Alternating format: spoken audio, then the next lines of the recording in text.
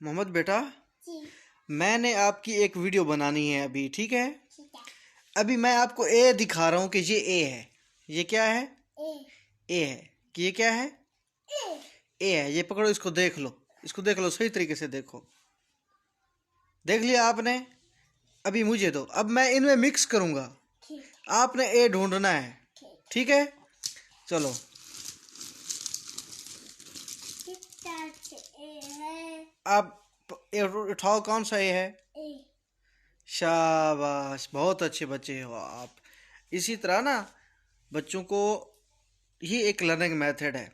आपने बच्चों को अगर सिखाना है तो बिल्कुल इसी तरह सिखाएं, ताकि आपके बच्चे जल्दी सीख जाएं, वरना ये तो आप रटवाते रहेंगे, साल गुजर जाएंगे। मोहम्मद बेटा, जी। एक और वीडियो बनाएं। बनाएं।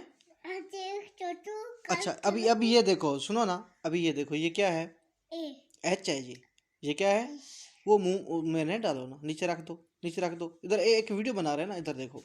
ये क्या है? एक मिनट रुको, एक मिनट रुको ना। ये एच है, ये क्या है?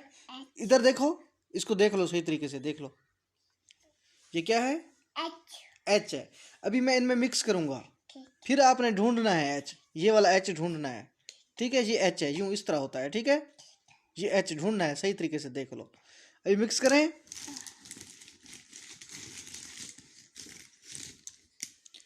हाँ जी, एच ढूंढो बेटा।